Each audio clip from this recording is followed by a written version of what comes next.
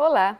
Nesta edição do programa Saúde e Consciência conta com a participação do mestrando da UTF-PR, o André Luiz Tureta, que irá falar sobre como transformar projetos tecnológicos em negócios de impacto, o chamado Business Design. É daqui a pouco, não saia daí.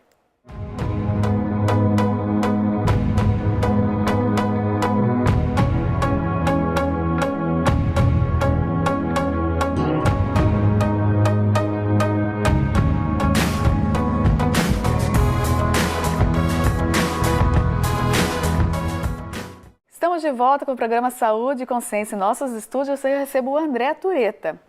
André, muito obrigada por sua participação em nosso programa, é um prazer recebê-lo.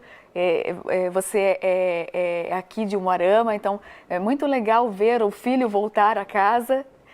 E você hoje está está estudando mestrado em Curitiba, na UTF-PR. Sobre o que é o seu tópico? O que você estuda lá? Então, Evelyn, eu queria agradecer também a oportunidade de estar aqui na Unipar com vocês, participando desse congresso fantástico sobre inovação, pesquisa, isso é bem importante para a nossa região. E a minha área, ela especificamente, ela trata sobre os sistemas regionais de inovação. Basicamente, a gente estuda como é que a universidade pode interagir melhor com o governo e pode interagir melhor com a iniciativa privada, visando fomentar num território o empreendedorismo, o empreendedorismo para gerar renda, gerar riqueza, gerar emprego. Então a gente estuda isso. E dentro desse tema tem as startups, tem as empresas de tecnologia que estão cada vez mais na moda, a gente começa a ver na TV, falar sobre verdade. isso, e a gente precisa entender esse assunto, porque isso é composto de várias dimensões, os negócios são compostos de várias dimensões, e a gente precisa entender para planejar melhor os negócios, para que eles tenham perenidade, para que eles sobrevivam e agreguem riqueza às regiões. Então é isso que a gente estuda. Isso é muito importante, porque fazer a universidade conversar com o setor empresarial não é uma tarefa muito fácil, muito difícil. A gente vê na pesquisa, se faz muita pesquisa no Brasil, porém essa pesquisa ela acaba ficando nos bancos acadêmicos, na comunidade científica, e a gente não consegue colocar isso em prática direto no meio empresarial. Então, realmente é extremamente importante esse ponto. Com certeza. A gente tem cada vez mais, eu já passei por algumas outras instituições, passei pelo Senai, pelo Sebrae, Federação das Indústrias, e a gente sempre teve a missão de fazer com que esses dois entes, a iniciativa privada e a universidade, conversassem, dessem as mãos, porque a gente entende que existe um descompasso às vezes, mas a gente também entende que por meio do design, que é a minha área, a gente consegue fazer as pessoas conversar e alinhar as expectativas e produzir e trabalhar junto. Isso é muito importante. A gente está numa era que a gente chama era da convergência. O setor, por exemplo, farmacêutico, hoje ele conversa com o setor alimentício e eles fazem produtos juntos. Com certeza. Então a gente precisa cada vez mais somar esforços. O cooperativismo está dando um belo exemplo aqui na nossa região, as cooperativas de crédito. Então ficar sozinho não é legal. A gente precisa estar cada vez mais se aproximando e conectados, exatamente. Qual que é a sua formação, André? Eu sou formado em administração, me formei na UEM, aqui na região. Depois eu fiz um MBA em controladoria e finanças aqui na Unipar. Legal. Que me abriu muitas portas, me abriu muita cabeça e me ajudou a ajudar os empresários. Eu sou consultor já tem 8 para 9 anos que eu trabalho com consultoria. Certo. E o MBA agregou muito na minha carreira. Então, e agora eu estou estudando tecnologia e sociedade. Como é que a sociedade pode fazer bom uso da tecnologia por meio do empreendedorismo? E agora eu estou lá na UTF-PR em Curitiba. Como que é a pesquisa desenvolvida na área de administração? Pois não é uma pesquisa fácil, porque a gente trabalha com vários elementos qualitativos. Então, embora a metodologia, você disponha de vários métodos padronizados e já validados cientificamente, a pesquisa em administração ela visa tirar uma foto do momento social, para ajudar o empreendedor, para ajudar o gestor a tomar melhor as suas decisões. Independente de área. Independente então, de da área. Que a empresa funciona, enfim, vocês conseguem organizar para que você tenha... Com certeza. Assim, Evelyn, a minha área é a gestão da inovação. Legal. Então, a gestão da inovação ela é transversal. Então, ela vai ajudar a área de recursos humanos, ela vai envolver a área de finanças, vai envolver muito a área de marketing, a área de produção. Então, a gente vai estar olhando de forma sistêmica para o negócio, né? Visando a melhoria contínua e saltos de competitividade dentro das organizações. Nesse tópico aparecem vários termos que a gente não sabe o que significa, né? Bastante. Business design, como é que é? Design thinking. O que significa esses tópicos? Cada vez mais a gente tem visto no Brasil, né, esses termos americanos, né, em inglês, se popularizarem, né? Startup, design thinking, lean startup, venture capital, que também está muito na moda. O que é isso? Isso já são práticas que vêm da década de 40, 50, 60 e agora tem chegado no Brasil com mais força por conta da democratização do empreendedorismo. A gente tem observado um fenômeno que as pessoas querem empreender mais, né? E aí esses termos vêm junto. Na verdade, são metodologias para ajudar o empreendedor que está começando. Né? Então, por exemplo, o design thinking é o pensamento do designer, ou seja, do projetista, aplicado a negócios. Então, como que eu posso usar todo o arcabouço do design, né? Que vem o design nasce da engenharia mecânica e da arte junto, né? Então, como é que a gente junta estética, forma, com funcionalidade, com utilidade? Então, como que a gente pensa em novas coisas que possam agregar à sociedade, né? Que vai fazer a diferença na vida de alguém, que vai resolver a dor de alguém. Então, o design é isso. Então, o design thinking é como pensar como designer, mais voltado para a estratégia de negócios, né? E aí a gente tem o Lean Startup. O Lean Startup é como que eu posso começar um negócio sem dinheiro no bolso. Então, é o pensamento enxuto aplicado à concepção de novos negócios. Então, basicamente, ele diz pra gente o seguinte, isso vem do Vale do Silício, lá da Califórnia, aquela terra super empreendedora, né? Onde a gente viu surgir Apple, Google e tudo mais. Tem fantásticos parques industriais, tecnológicos. Né? E eles aplicam bem o conceito de sistema regional de inovação. Lá a universidade efetivamente conversa com o governo que gera políticas públicas para incentivar também, né? Então o governo tem um papel muito importante, mas também conversando com a iniciativa privada, né? Então a gente tem muitas empresas que nascem dentro da academia, nascem na universidade. Então esses termos, né, eles estão relacionados a esse espírito empreendedor, né? Então começar um negócio sem dinheiro é difícil, né? Então eu preciso de apoio. Quem vai me apoiar? As incubadoras, as aceleradoras que estão dentro das universidades. E vocês também estudam qual é o papel dessas incubadoras, se realmente teve essa demanda, né? Vocês conseguem estudar e levantar esse tipo de tópico também dentro da pesquisa de vocês ou não? Na minha pesquisa especificamente, eu tô observando como é que grandes empresas tradicionais podem se beneficiar desses novos negócios nascentes, que são as startups. Então, será que a minha empresa tradicional, né, até mais conservadora, ela pode inovar, diversificar o mercado a partir do investimento numa startup? Então eu estou investigando isso. E se eu resolver investir numa startup, como que eu faço? Eu compro ela inteira, eu coloco ela dentro de casa, eu compro só uma parte. Então é isso que eu tenho observado, né? A gente tem outros colegas que pesquisam especificamente incubadoras e aceleradoras, né? O meu orientador, né, o professor Silvestre Labiak, da UTFPR, ele pesquisa especificamente como que esses atores dentro do território eles agregam, né? E como que eles trocam informação, conhecimento, como que é o fluxo de informação e de dinheiro entre eles. Então a gente tem colegas que pesquisam isso. E a gente tem visto nas pesquisas que o papel da incubadora faz toda a diferença para um negócio nascente, principalmente quando a gente fala de inovação, porque inovação envolve incerteza, envolve risco. Então a incubadora ela protege, digamos assim, a empresa que está nascendo, digamos, do caos que é o mercado. E a aceleradora é o contrário, a aceleradora vai empurrar a empresa para o mercado injetando dinheiro. Só que para injetar dinheiro eu preciso já ter o produto e a tecnologia validada pelo mercado. Perfeito. Então a gente precisa apostar em pesquisa de mercado, conversar muito com o cliente para ver se ele está disposto a comprar aquele produto, a aderir àquela tecnologia. Né? Então, o Lean Startup e o Design Thinking fala disso. Eu preciso observar o usuário, observar o cliente, observar o mercado e a partir daí ter insights para poder inovar. E para correr menos risco, obviamente, já que eu estou falando em usar um dinheiro que está vindo da universidade, que está vindo do governo, que está vindo de um investidor privado.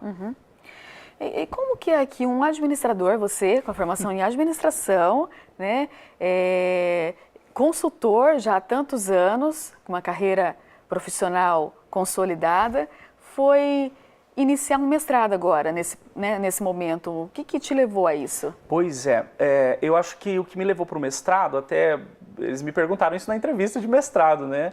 Eu acho que foi a necessidade da gente se aprofundar mais, só que se aprofundar de uma forma mais rigorosa, né? Através de métodos mais confiáveis, né? Científicos mesmo. Porque a gente falava com base no empirismo, na experiência que a gente tem tido junto às empresas, por tentativa e erro. E eu acho que pesquisar junto com a academia, dentro da academia, ela, digamos, qualifica melhor a forma como a gente aprende.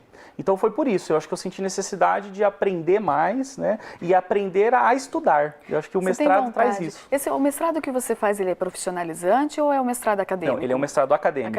Você tem interesse pela docência, pela pesquisa? Tenho interesse. Esse foi um dos pontos também que me levou ao mestrado, né? Acho que para a gente estar dentro da sala de aula hoje, e principalmente num tema tão complexo, que envolve tantas variáveis, né, a gente precisa ter um arcabouço, né, um repertório mais rico. E a academia traz isso. Então, por isso que eu vi a importância do mestrado. Já participou de programas de iniciação científica durante a graduação? Eu não participei durante a graduação, né? Só que eu super apoio, me arrependo de não ter participado, né? Então, quem está em casa nos assistindo, procurem os orientadores, né? Participe do projeto de pesquisa, aprender a escrever, aprender a pesquisar, aprender a fazer revisão de literatura. Isso é muito importante, né? Para se atualizar, inclusive. Com certeza. Né? Aprender a ler bases de dados, bases de conhecimento, compilar sobre o que o mundo está falando, né? Isso a gente precisa estar atento.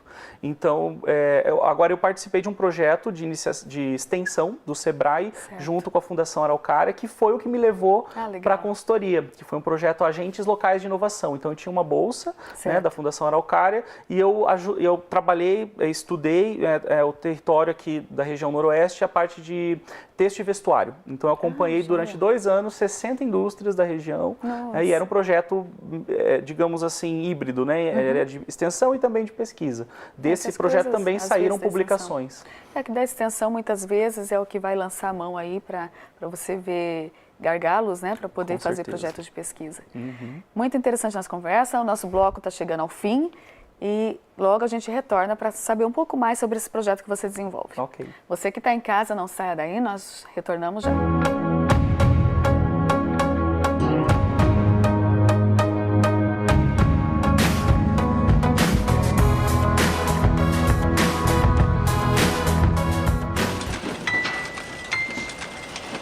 Escuta, Paula. Oi. Vou ter que cancelar a viagem no fim de semana. Ah, é sério? Sério. Fui escalada com um acidente de trabalho na sexta-feira à tarde. Vou perder a mão. Mas assim, de repente? De repente não. Tem dias que isso tá pra acontecer. Programa Trabalho Seguro. A prevenção é o melhor caminho. Era uma vez uma latinha amassada.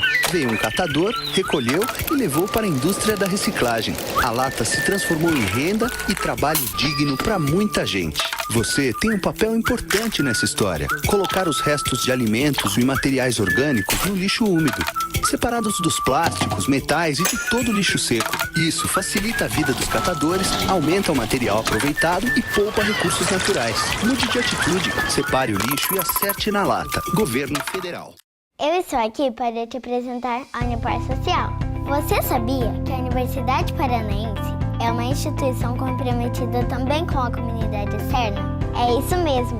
Além de oferecer todo o suporte necessário para os seus alunos, ela investe todos os anos em mais de 300 projetos que beneficiam cerca de 1 milhão de pessoas, direta e indiretamente no seu raio de influência. E eu tenho mais uma boa notícia para te dar. Agora você fica por dentro de todas essas ações acessando o site social.unipar.br. Unipar Social, transformando projetos em benefícios.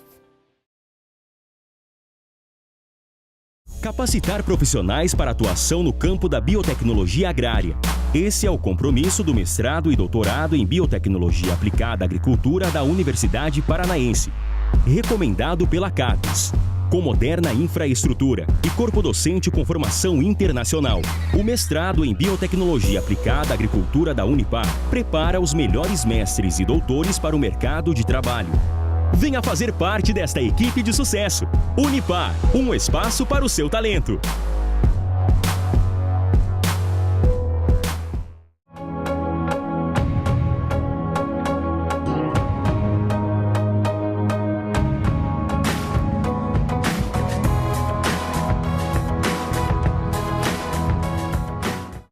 de volta com o programa Saúde e Consciência. Em nossos estúdios está o André Tureta, falando um pouquinho sobre toda essa questão do design business, thinking business, essas questões do empreendedorismo, como fazer esses projetos de pesquisa. Você sabe que chamou muita atenção quando você chegou, entrou aqui na Universidade Paranaense, que você veio com uma caixa de Lego.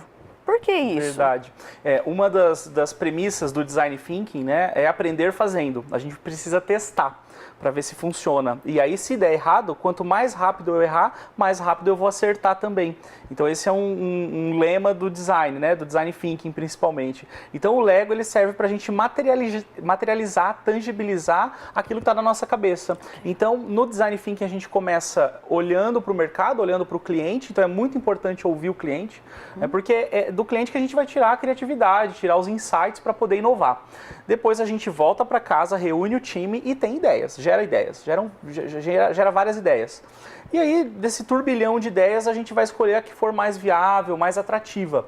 E aí a gente precisa prototipar. E a gente faz isso com Lego, pode fazer isso com massinha, com isopor, com o que a gente tiver à nossa volta. O importante é mostrar para o mercado como é que funcionaria a nossa ideia na prática. Então, para o adulto, principalmente, que, digamos assim, já está mais enrijecido, né? Enferrujado. Porque às vezes é muito difícil de criar e fazer com que essas pecinhas formem um protótipo, né? Uma ideia. Para criança isso é muito fácil, mas você pega uma pessoa um pouco mais de idade, ou mesmo um jovem, né? Que seja um pouquinho mais rígido, como que vocês fazem para aumentar essa criatividade e incentivar que ele faça a tarefa? Pois é, a inovação ela não nasce do nada, Evelyn. A gente precisa primeiro preparar o ambiente. Então a pessoa tem que estar num ambiente seguro, né, confortável, tem que estar colaborando e conversando com outras pessoas, porque a troca é muito importante nesse momento. Certo. Né? E o Lego, ele vai estimular novamente o lado criativo, o lado direito, a gente brinca do cérebro da pessoa, né? Então, para os adultos é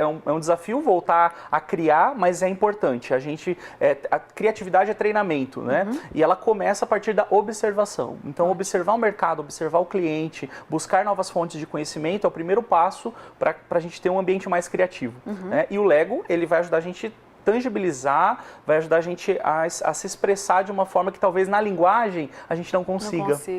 Esse tipo de ferramenta também pode ser empregado dentro da pesquisa para fazer algum projeto ou não? Com certeza. Seria mais um projeto de autoconhecimento, enfim? Com certeza. Eu acredito que dependendo da pesquisa, obviamente, né, a gente tem protocolos diferentes para variados campos de estudo, né, falando em pesquisa. Mas existe hoje uma linha muito forte, principalmente para a parte empresarial, que ela vem do campo da antropologia, que é a pesquisa-ação. Então, além de eu pesquisar, eu proponho mudanças no ambiente, eu proponho melhorias naquele ambiente a partir da pesquisa que eu fiz.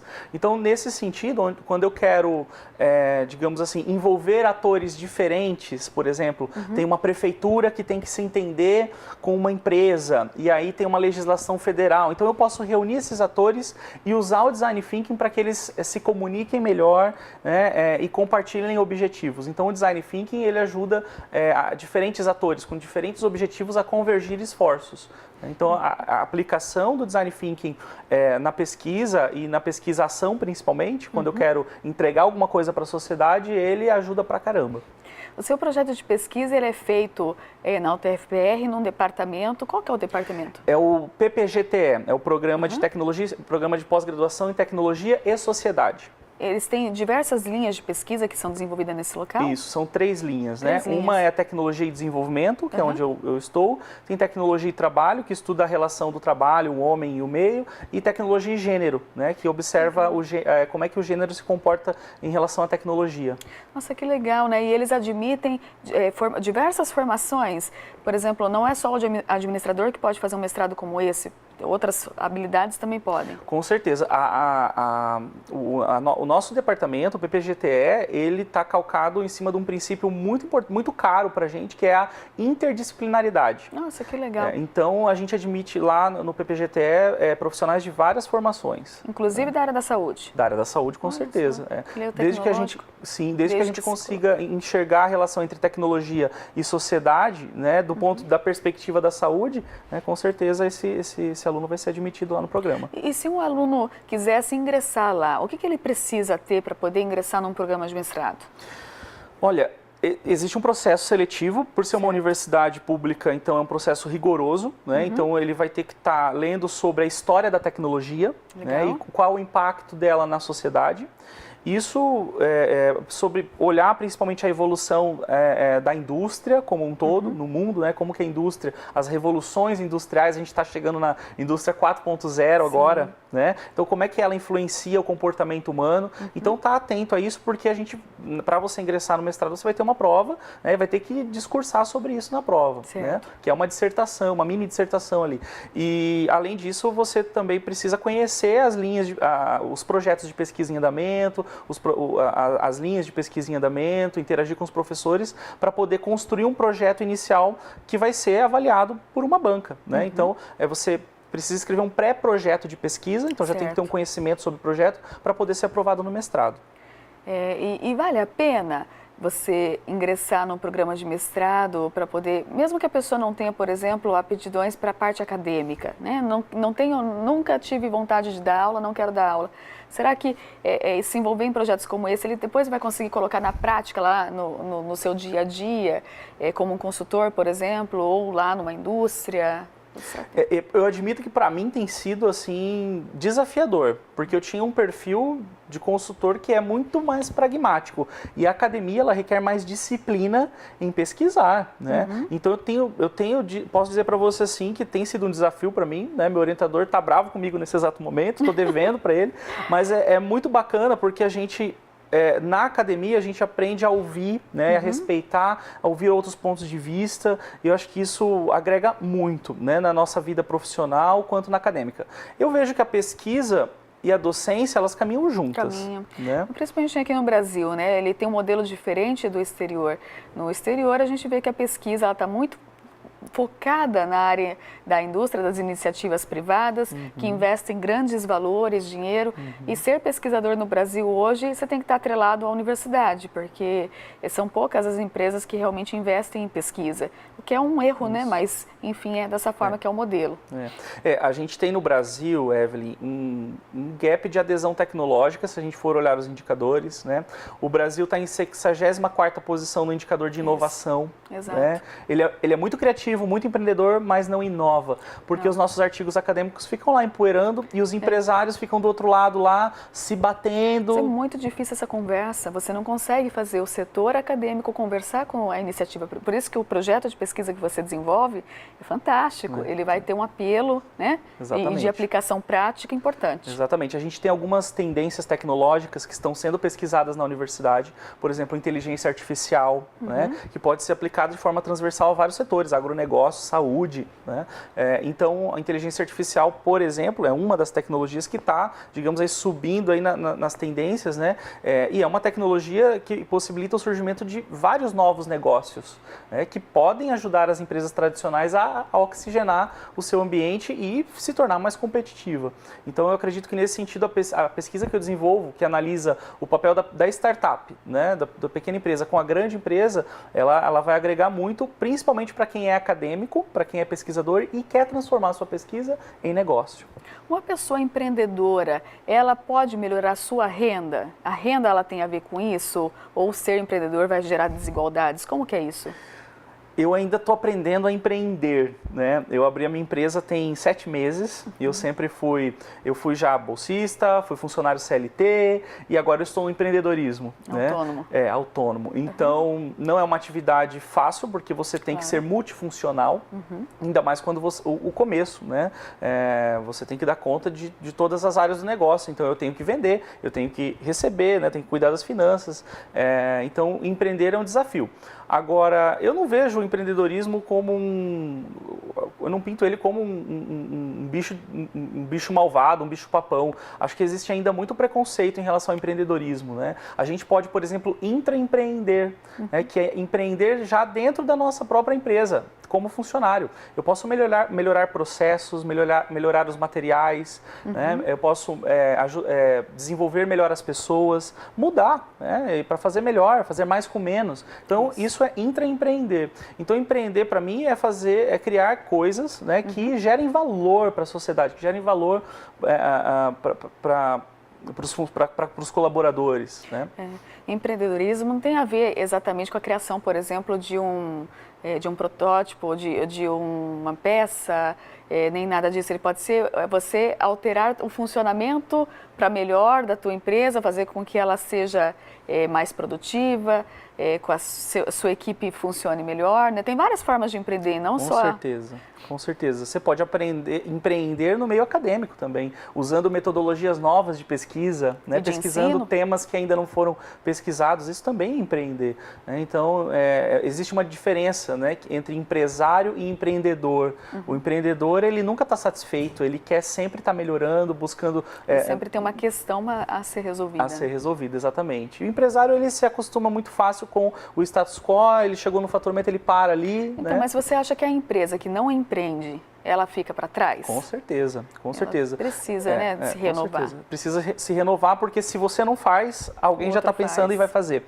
O mercado hoje, por conta da democratização, do acesso à internet, principalmente, todo mundo tem acesso à informação. E hoje a gente tem uma tendência que é o do it yourself, né? Faça você mesmo. O movimento maker, que chama, né? Então a gente entra no YouTube ou numa outra plataforma, né? No ensino EAD, por exemplo, e a gente tem acesso a um monte de conhecimento. E eu faço em casa. Então, se você, que é uma empresa gigante, não fizer, alguém vai fazer. Netflix foi assim, né? Google foi assim. Então, as grandes empresas estavam lá tranquilas, de repente, aquele carinha pequeno que teve uma ideia, teve um crescimento exponencial, né? Escalou o negócio rapidamente. Então, quem não se atualiza corre grande risco de ficar para trás. Com certeza.